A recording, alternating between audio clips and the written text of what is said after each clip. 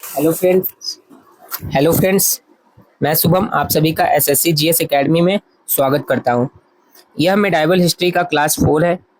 Previous classes में हम लोगों ने बहुत सारे इंपॉर्टेंट फैक्ट्स को जाना था, पाल वंश से रिलेटेड रूलर्स और उनके उनके टाइटल्स और उनके द्वारा किए गए महत्वपूर्ण कार्य और महत्वपूर्ण तथ्यों को भी जाना था। आज के इस वीडियो में हम लोग मेनली प्रतिहारा वंश के बारे में जानेंगे, उनके सभी इंपॉर्टेंट रूलर्स, उनके द्वारा लिए गए टाइटल्स, उनसे संबंधित सभी महत्वपूर्ण फैक्ट्स को हम लोग बहुत अच्छे से पढ़ेंगे। तो चलिए शुरू करते हैं। तो जैसा कि प्रतिहारा वंश, तो प्रतिहारा वंश भी एक बहुत महत्वपूर्ण वंश था ट्राइपार्टाइट स्ट्रगल में। फाइनली प्रतिहारा वंश ने ही ट्राइपार्टाइट स्ट्रगल को जीता था और इसने ही मेनली ट्राइपार्टाइट स्ट्रगल यानी त्रिपक्षीय संघर्ष की शुरुआत भी की थी। तो जैसा कि यहाँ नोट्स में लिखा है कि the Pratihara dynasty was an important dynasty in the tripartite struggle for Kannauj. ये सब मैंने पहले ही बता दिया था कि ट्राइपार्टाइट स्ट्रगल क्यों हुआ था, कन्नौज के लिए हुआ था, तो कन्नौज के लिए ही क्यों हुआ था, ये सभी हम लोग बहुत ही विस्तार में पढ़ चुके हैं। And finally captured Kannauj, Pratihara वंश ने ही कन्नौज के लिए ट्राइपार्टाइट स्ट्रगल को शुरू किया था और फाइनली इन प्रतिहारा वंश ने ही उस पर अपना प्रभुत्व भी कायम किया था, यानी जीत लिया था। कन्नौज को जैसे कि महोदयाश्री और महोदया नगर या कन्याकुब्जी के नाम से जानते हैं, ये सब हम लोग देख चुके थे। The Pratihara rulers controlled Gujarat, Maharashtra and Madhya Pradesh. जो जैसे कि पाल वंश का जो शासन था वो बिहार बंगाल रीजन पे था, तो वैसे ही प्रतिहारा वंश का शासन कहाँ था, तो गुजरात, महाराष्ट्र और मध्य प्रदेश रीजन में। क्लियर। अब प्रतिहारा डायनेस्टी के रूलर्स को क्या कहते हैं, तो महाराजा धीराज ऑफ आर्यव्रत भी कहा जाता है। इन्हें क्या कहा जाता है, तो महाराजा धीराज ऑफ आर्यव्रत। क्लियर, ठीक है। अब प्रतिहारा वंश की स्थापना तो किसी ने की ही होगी, तो प्रतिहारा वंश की स्थापना नागभट्ट फर्स्ट ने की थी। तो नागभट्ट फर्स्ट से उतना इंपॉर्टेंट फैक्ट नहीं बनता है, एक आध फैक्ट है तो उसे हम लोग जान लेते हैं। तो जो नागभट्ट फर्स्ट था ना, वो फाउंडर था प्रतिहारा डायनेस्टी का। तो नागभट्ट फर्स्ट से ये फैक्ट आएगा कि फाउंडर ऑफ प्रतिहारा डायनेस्टी, प्रतिहार वंश का संस्थापक। और इसने कब किया था प्रतिहार वंश की स्थापना, तो 730 एडी में किया था, 730 ईस्वी में, और इसकी राजधानी उज्जैन थी। क्लियर। अब इसके बाद वत्सराज आएगा जो कि नागभट्ट फर्स्ट का बेटा था, इसे हम लोग रियल फाउंडर के भी कहते हैं। तो वत्सराज से क्या फैक्ट है, तो he was the real founder of Pratihara dynasty. और ये जो ये प्रतिहार वंश का पहला रूलर था, इसी ने त्रिपक्षीय संघर्ष की शुरुआत की थी। तो he was the first ruler to start the tripartite struggle, और इसे हम लोग रियल फाउंडर कहते हैं। और यही शासक था जो कि सबसे पहले हमला किया था कन्नौज पर, उसे अपने कब्जे में लिया था। और इसे हम लोग राणा हस्तिन के नाम से भी जानते हैं, यानी एलिफेंट लवर, हाथियों से प्यार करने वाला। क्लियर। अब हम लोग देखते हैं एक important note. The Pratihara dynasty ruled western India and Nagabhata first defeated the Arab invaders Umayyads. जैसा कि आप लोग जानते ही होंगे कि भारत में हमला किधर से होता है, तो नॉर्थ वेस्ट रीजन से, इस रीजन से होता है। इधर से आक्रमणकारी आते हैं और भारत में हमला करते हैं। नॉर्थ में हिमालय की वजह से नहीं कर सकते, ईस्ट में बे ऑफ बंगाल की वजह से नहीं कर सकते, वेस्ट में अरब सागर की वजह से नहीं कर सकते।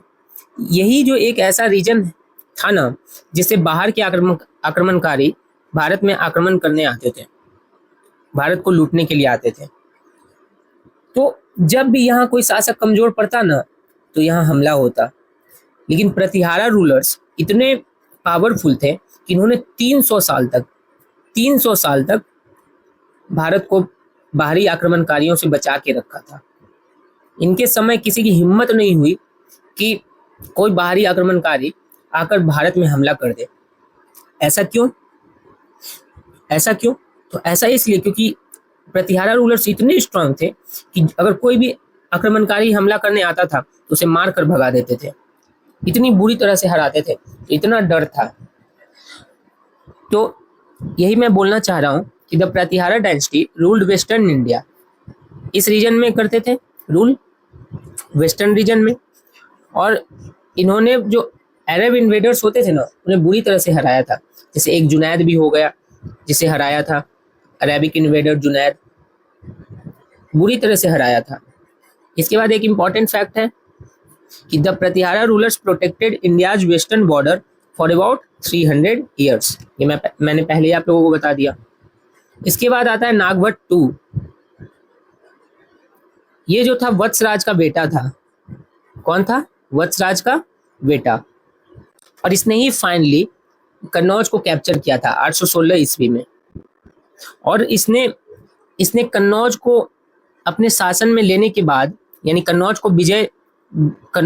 पर विजय प्राप्त करने के बाद उपाधियां ली थी, जो कि बहुत इंपॉर्टेंट है। परम भट्टारक, परमेश्वरा और महाराजा धीराज, ये उपाधियां नागभट्ट टू ने ली थी, जो कि इंपॉर्टेंट है। और इसने क्या किया था कि कन्नौज को अपना दूसरा कैपिटल बनाया था, यानी दूसरी राजधानी कन्नौज को बनाया था। पहली राजधानी उज्जैन थी और दूसरी कन्नौज। क्लियर? अब हम लोग देखते हैं एक इंपॉर्टेंट नोट।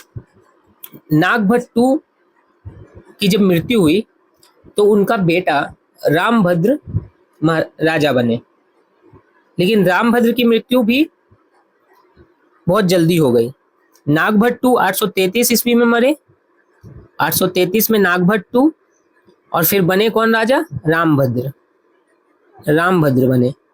और रामभद्र की मृत्यु हो गई 836 में, यानी 3 साल बाद ही रामभद्र की मृत्यु हो गई। और फिर कौन राजा बनते हैं? तो मिहिर भोज, या फिर इन्हें हम लोग भोज फर्स्ट भी कहते हैं। अब हम लोग मिहिर भोज से इंपॉर्टेंट फैक्ट को जान लेते हैं।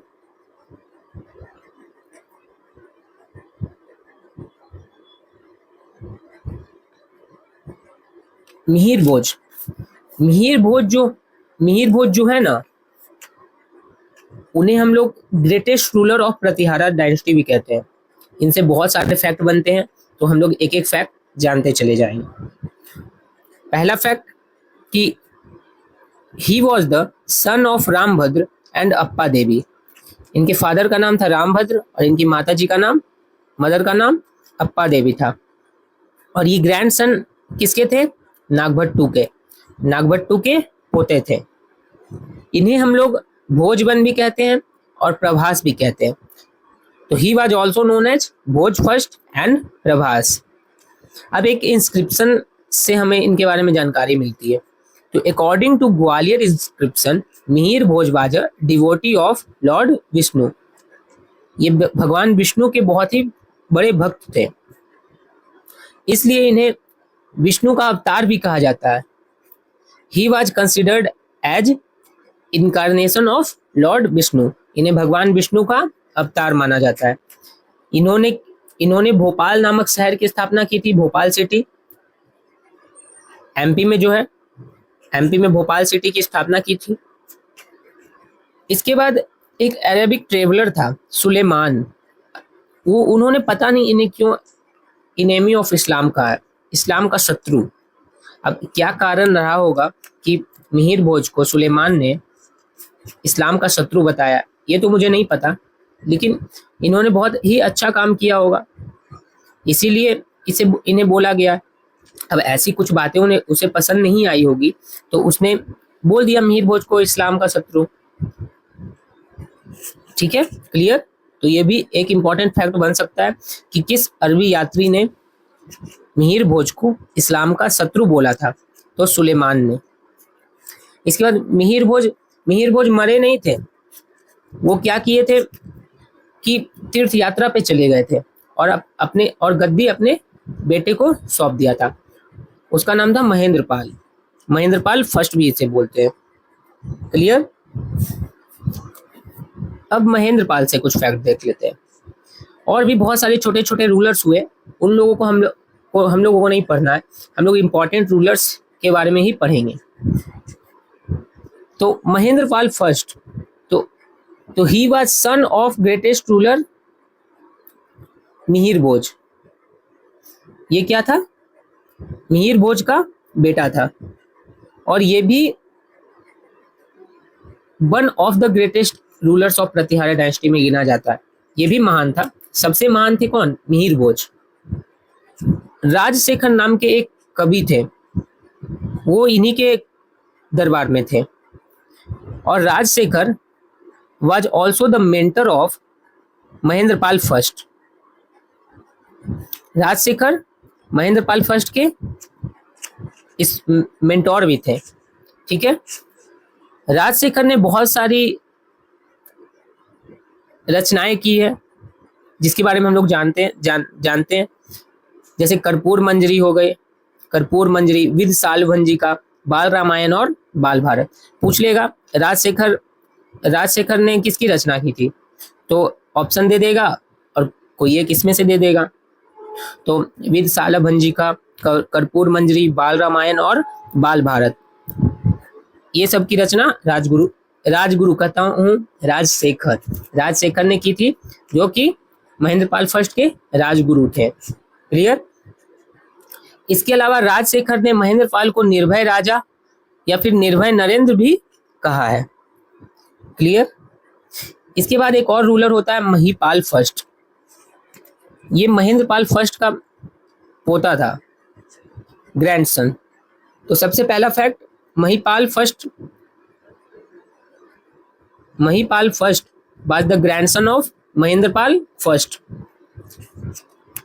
इसके दरबार में एक कवि थे जो कि कन्नड़ स्कॉलर थे, पंपा। उन्होंने महिपाल फर्स्ट को गुण राजा भी कहा है, गुण राजा या गुणाश्रय ये भी कहा है। और पंपा को हम लोग क्या कहते हैं? आदि कवि। महिपाल के समय एक ट्रेवलर होता है अल मसूदी, वो प्रतिहारा वंश के बारे में, प्रतिहारा राज्य के बारे में अपने एक पुस्तक में लिखता है, जिसका नाम है मुरूज अल जोहाब। क्या? मुरूज अल जोहाब, जो कि अरबिक लैंग्वेज में होता है। इस बुक में उसने भारत के भूगोल और राजनीतिक इतिहास का वर्णन किया है। ही described the geography and political history of India. इसके अलावा अल मसूदी ने प्रतिहारा रूलर्स को, प्रतिहार वंश के शासकों को अल बोरा कहा है। अल बोरा या फिर अल बोरा। इसका मतलब क्या होता है? द ग्रेट या ग्रेट किंग्स। क्लियर। इसके बाद यशपाल आता है, जो कि इस डायनेस्टी का लास्ट नॉन रूलर होता है, जिसके बारे में हम लोग को जानकारी है। तो यशपाल बनता है लास्ट रूलर, और इसी के साथ इस वंश की समाप्ति होती है। अब हम लोग कुछ इंपॉर्टेंट फैक्ट्स को देख लेते हैं। Pampa translated Mahabharata in Kannada language with the name of Vikram Arjuniya. Pampa ने महाभारत को कन्नड़ में अनुवादित किया था, और किस नाम से किया था? तो विक्रम अर्जुनीय। क्लियर। ये थोड़ा इसमें कुछ टाइपिंग मिस्टेक है, तो मैं बोल रहा हूं तो आप लोग सुनिएगा अच्छे से। पंपा, पोना एंड राणा, इन्हें हम लोग कहते हैं three jewels of Kannada language या कन्नड़ लिटरेचर। इसे हम लोग कन्नड़ साहित्य के त्रिरत्न कहते हैं। क्या कहते हैं? कन्नड़ साहित्य के त्रिरत्न। ओके। अल मसूदी को हम लोग क्या कहते हैं? Herodotus of Arab. ये एक फैक्ट बनेगा। एहोल इंस्क्रिप्शन, जो कि रवि कीर्ति के द्वारा लिखा गया था पुलकेशिन II के समय। Clear. Banabhatta was the court poet of Harshvardhan and wrote Harshacharita. Banabhatta Harshvardhan के कोर्ट पोएट थे, और उन्होंने हर्षचरित की रचना की थी। और Yashpal was the last ruler of Pratihara dynasty. Clear. तो आज के लिए इतना ही। आज हम लोगों ने प्रतिहारा वंश के सभी इंपॉर्टेंट रूलर्स, इंपॉर्टेंट फैक्ट्स और रूलर्स के टाइटल्स को बहुत ही अच्छे से जाना। तो मिलते हैं नेक्स्ट क्लास में। Thank you for watching this video.